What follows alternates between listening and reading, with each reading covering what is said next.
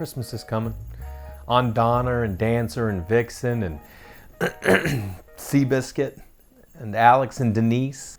But do you recall the most famous reindeer of all? Neither do I. I can never remember that one. You know, the holidays are a special time of the year no matter what you celebrate, whether it's Kwanzaa, Diwali, or Boxing Day. For Jews, Hanukkah is a festival commemorating the rededication of the Second Temple of Jerusalem during the Maccabean Revolt. And for Catholics, Christmas is a made-up tale to help promote consumerism, both special in their own way. You can always tell when Christmas is close, usually because you have that one neighbor who decorates way too early. I'm talking before Thanksgiving, with lights so bright you can see him from outer space. We get it, Dave! You love Christmas. And so do I.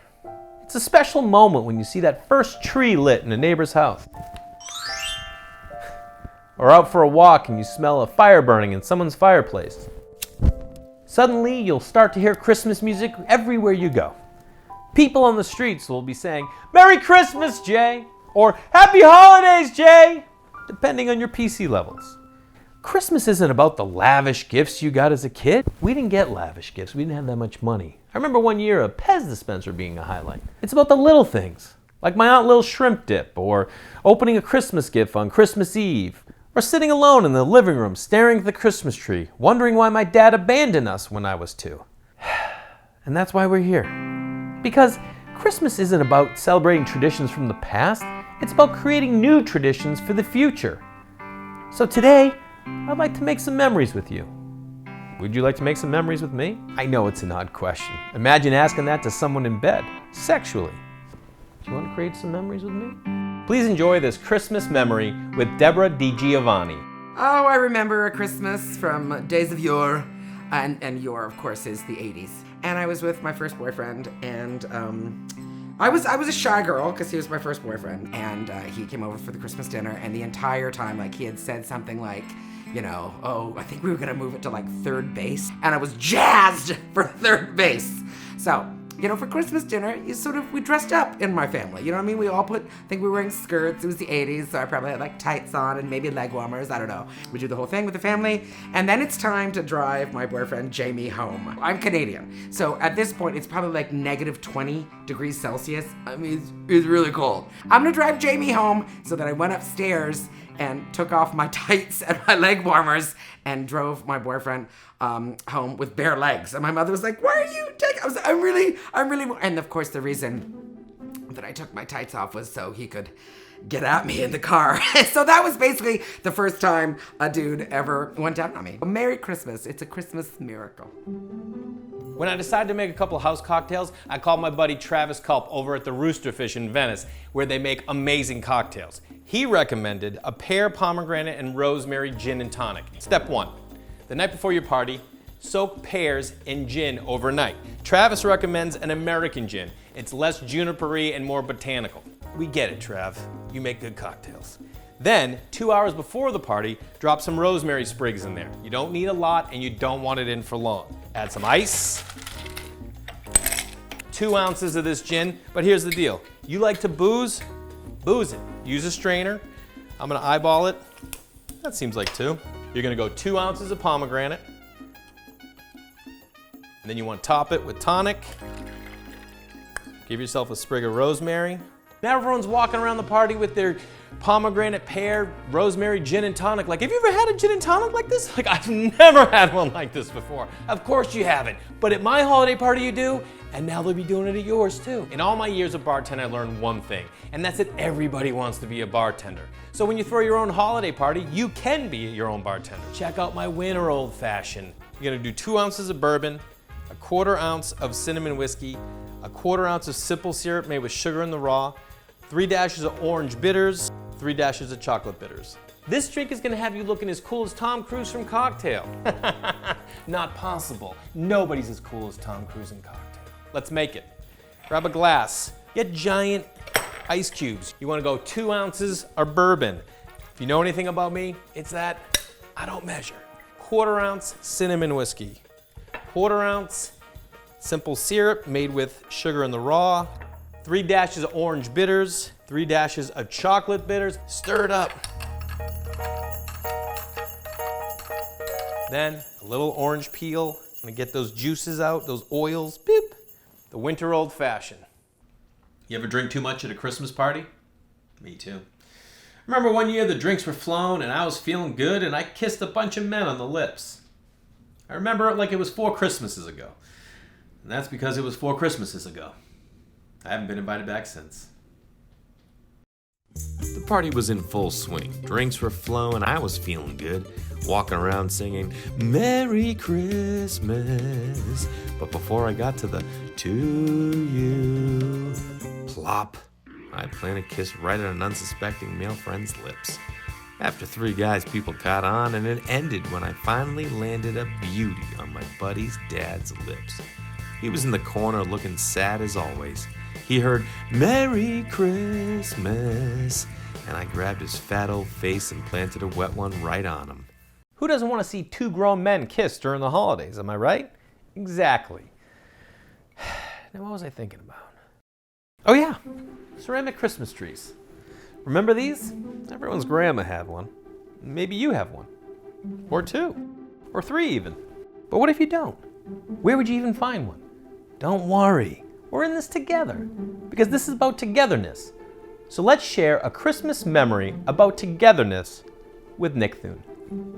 She's not ready yet. She will be someday, and these 2 will meet. This is a battle axe. I've taken this thing into a few battles. You've got this side, the neck. This is when you're going for chopping off the head. This one is right into the back in the shoulder blade. You can rip the shoulder blade out. Sitting around the fire, you're gonna find a lot of holiday situations where that's what you're doing.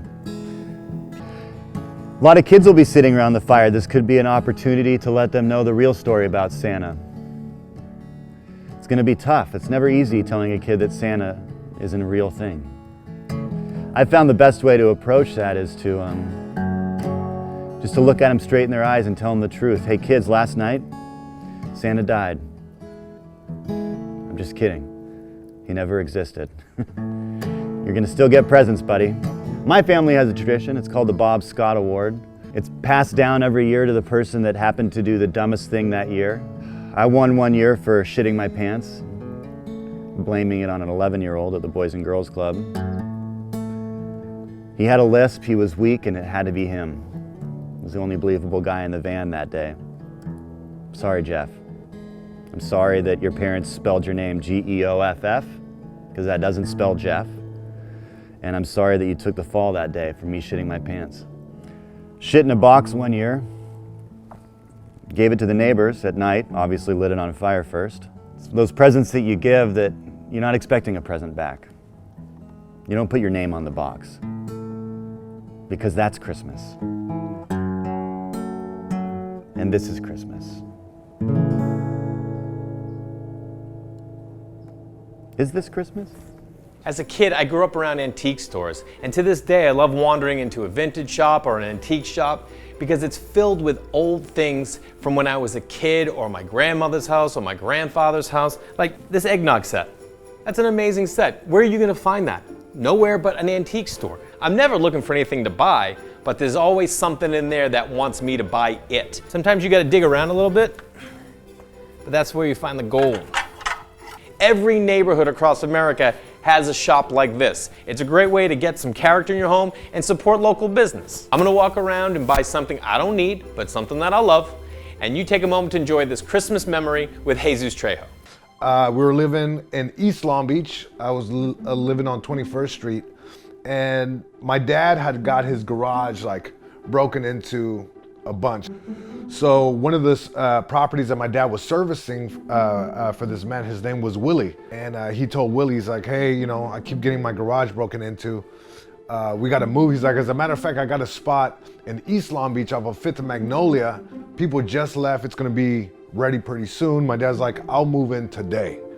And this is like a few days before Christmas, probably the week of Christmas. Now, we don't have a lot of things because our apartment also got broken into, so we don't have anything. We're like bare bones.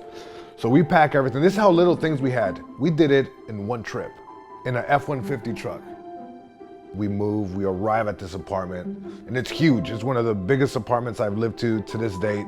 I felt embarrassed moving into this spot because one, we didn't have a lot of things, but it was like we had so many religious statues. Crucifix, crucifix, crucifix, Virgin Mary. It's like people could have played like a drinking game. Is it a crucifix or is it a statue? Oh, you know, crucifix again. Cut to a few days later, and we get a knock at the door. It's nighttime, and my dad goes down, opens the door, and I can hear Willie's voice. You know, they're talking or whatever, and in comes people with gifts, right? And they start bringing them in. So what Willie had done, there was a charity in town, and you put your name on a list to be qualified for it. But I guess he like was on the board or some kind of thing like that, and signed us up as a family, and we got moved up in priority. So they bring in all kinds of stuff. Sleeping bags, toys, food, canned goods. I remember my dad being pissed off that they didn't give us a can opener. He's like, they give us all this canned food and no can opener, what's going on? And to this day, that's like the sweetest, most beautiful Christmas I've ever had. Sounds like Jesus and I had very similar upbringings. Him in Long Beach, me just outside of Boston. I was a boy like any other kid. I loved the Red Sox, Aerosmith, but I also liked interior design. And that's because my mother liked interior design. So while other kids were out playing catch with their dad, I was at designer show houses with my mother.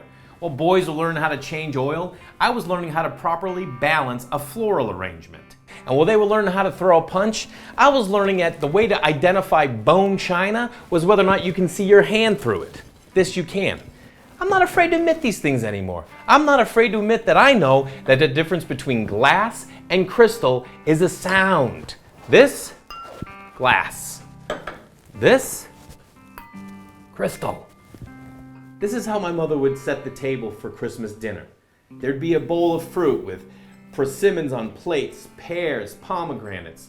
There'd be clippings from the yard. I'm not afraid to admit that I clipped this rosemary from a bush outside, or that I scavenged the neighborhood for those berries. This is what a dining room table should look like at Christmas. I picked out these plates at thrift stores, vintage stores, antique shops. I mismatched them. I put pink against floral. I put blue against birds. You're telling me you don't want to get trapped inside here during a blizzard at the holidays? Yeah, you do. Now let's enjoy this Christmas memory with Laura Bites. As like a child, I didn't personally have a lot of money because I was a child. I couldn't get a job. And for Christmas, I would go into my sister's room, and she had this she had a vanity, and it had this drawer, and that had like all the good stuff in it. It had like bracelets and stuff and like pictures. And I would steal things out of this drawer that I didn't think she would notice. She had like baby teeth in there. And I would steal stuff and wrap it up and give it to the people in my family as my Christmas presents. And I would give it like to my sister. Like I would steal her bracelet and wrap it up and give it to her. And she got mad at me. She'd be like, this isn't mine. Like, why were you in my room? She was just mad at me. And my parents were like, you know, my dad is like, what am I gonna do with like a baby tooth or like these earrings? You know, I didn't know what to do. It was just like little girl stuff. She didn't have anything better than I had. I was giving her stuff to my whole family. Yeah, I mean, I wasn't gonna give my stuff away. You heard me mention my Aunt Lil earlier in the show and her famous shrimp dip. She lived to 102 years old, and up until she was 98, she would do her laundry in the tub and then hang it out in the yard. She was a badass. She survived the Depression. And as a kid, you don't know how to cook. You're like, man, what does she put in that shrimp dip? I got older, I called my mom and I said, hey, what did Auntie Lil put in that shrimp dip? And after my mom rattled off everyone who had died recently, she told me it's just 3 ingredients: shrimp, cocktail sauce, and cream cheese. I was like, I can make that, but before I do, tell me how Angela Johnson died. That sounded intriguing, Mom. This is what you do. Get a food processor. Get the cream cheese in there, then you're gonna go cocktail sauce. 1 bottle of the cocktail sauce, okay?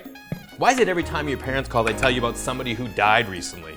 I was like, what's going on? She's like, Angela Johnson died. I go, oh my God, what happened? She goes, she had cancer. I'm like, oh, what a terrible way to go. And she goes, actually, she was in remission. She got in a car accident. And I gotta be honest with you, I've driven with her. I think it was her fault. Turn it on. You wanna get these 2 incorporated. That looks good. That's the color it's gonna be. Boom. Once you get that, you're gonna drop the shrimp in. Now, you wanna keep some of those shrimp chunky, you know what I mean? You don't wanna like blend this down into nothing. Boom. My mother, you wanna be careful what recipes you get from my mother, because if there's cooking involved, like actual meat and temperature cooking, you gotta stay away. You know why? My mother's under the impression that medium rare meatballs are okay. Sue, let me tell you something. They're not. Her rationale is, have you ever had a medium rare hamburger, Jay? I'm like, yeah, that's a hamburger. I don't know about a mini meatball, lady. Now, there's only one cracker that you can serve with Aunt Lil's shrimp dip, and that's Ritz. And boom. While I enjoy this shrimp dip, why don't you enjoy this Christmas memory from Dan Soder? 1990 was classic Colorado Christmas. It's a snowstorm, and I'm spending the night at a friend's house. I think we had a movie from Blockbuster.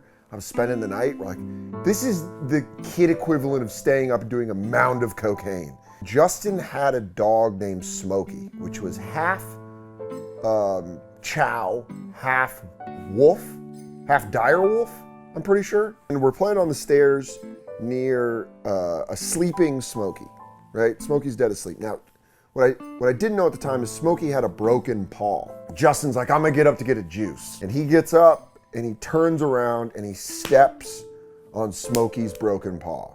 And Smokey's dead asleep, and Smokey wakes up and sees 7-year-old me right there, and he lunges.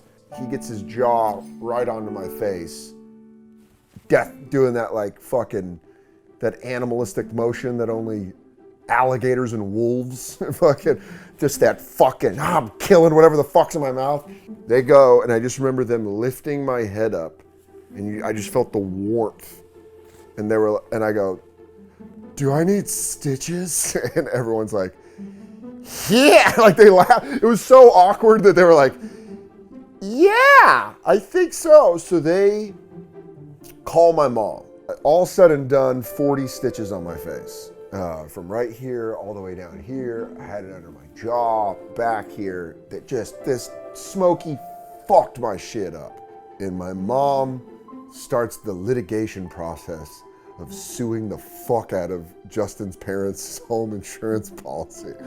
That's when I learned that my mom is a stone cold fucking killer. She was like, cool, your dog fucked my kid up? I'm about to fuck up your home insurance policy. My mom came through and smacked him in civil court for like $30K. So shout out Justin's parents and their insurance for paying for my Stafford loan in college. Talk about ruining a friendship at 7 years old when you're like, well, I can't hang out with Justin anymore because my mom just fucking wrecked his parents in court. Probably the only time in my life a friendship has ended near Christmas. Such a loving holiday. I don't think your parents are gonna let you hang out with a kid that just came through and raised your insurance rates. I mean, my God, can you imagine the premium after that? Like, yeah, we're paying for a kid whose face got ripped off by Smokey. And I still love dogs. I love how a fond memory from childhood can spark up so much. Like Dan's fun story about that cute dog. Or a simple dip with a simple cracker. Music sparks up nostalgia. Especially during the holidays. Everybody loves when the holiday music comes out. Rocking around the Christmas tree, Jingle Bell Rock. But after 3 days, you want to kill yourself. Literally. The suicide rate in America spikes during Christmas. I blame Wham. And the other great thing about a record shop, they always have a Christmas bin. Like this. Johnny Mathis, that's a must-have. Elvis, must-have. Alvin and the Chipmunks. These are the ones you need. And Hawaiian holiday, any Hawaiian music is great at Christmas. Because here's the deal, everybody needs everything immediately. Music, food, Amazon. How about you unplug for a little bit? Put on a record. Take some time, a half hour or so to dive into the experience of the artist. How are you going to truly appreciate someone's music if you don't listen to the B-sides? So I'm here to get some records and introduce you to some Christmas music that isn't exactly Christmas music. War on Drugs, Fela Kuti, Miles Davis, America, anything melodic and not overpowering. There's something about the sound of a needle hitting a record that makes me feel good inside. But listen, I get it if you don't want to buy a record player and start collecting vinyl. I don't always listen to vinyl. I have Spotify, I have Sonos, but I disguise my speakers inside old speakers. You can get a broken speaker on Craigslist for $5. throw your Sonos inside it, and it just feels better because music's been played through these for years. They've been loved, cared for. Embrace the old. We all love music, whether it's on a record or streamed, but nothing beats live music. Please enjoy the lovely sounds of Suzanne Santo. Grandma got run over by a reindeer, walking home from our house Christmas Eve. Yeah, you can say there's no such thing as Santa, but as for me and Grandpa, we believe. She was drinking too much eggnog, and we begged her not to go. She forgot her medication, then she stumbled out the door into the snow.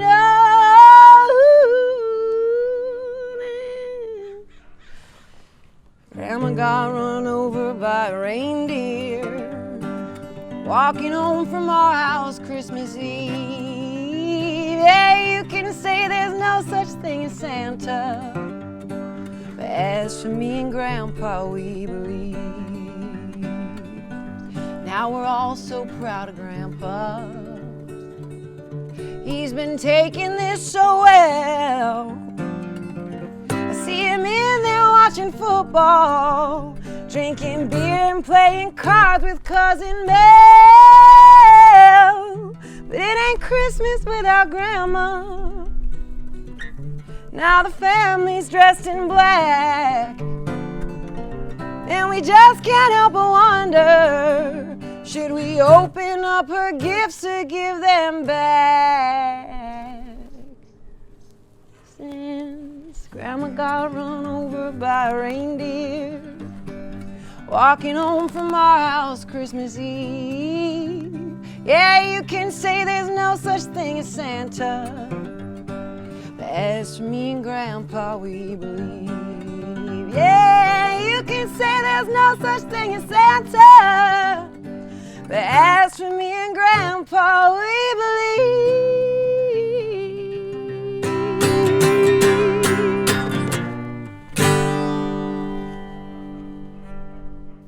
Cool little cabin here, huh? Great little place to escape. Get away from the world, hide, pretend. I mean, that's the beauty of Christmas, isn't it? To pretend.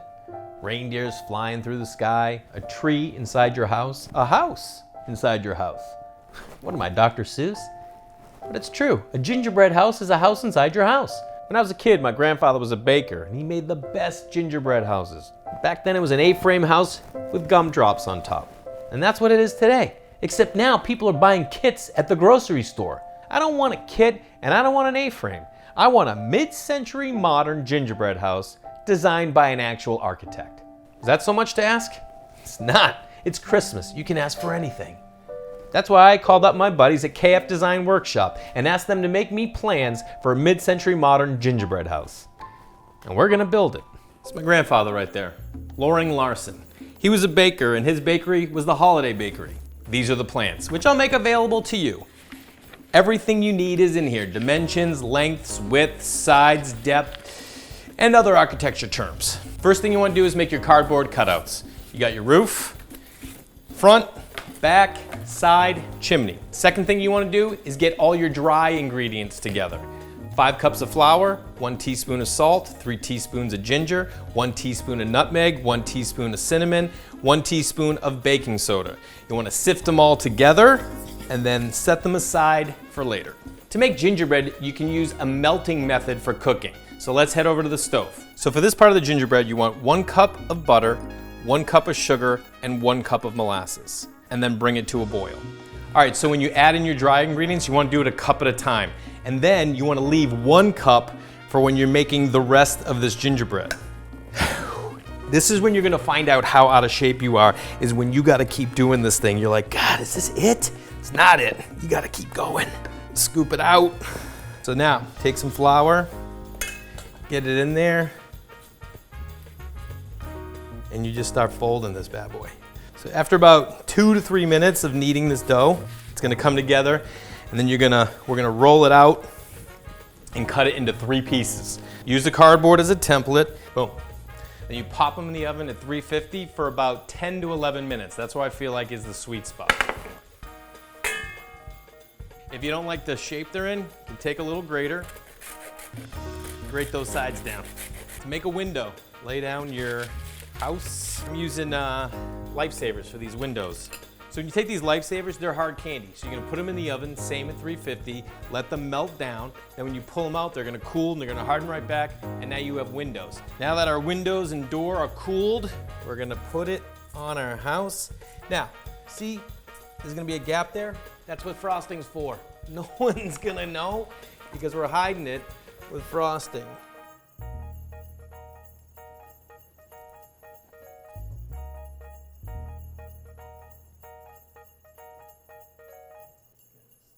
There it is, mid-century modern gingerbread house.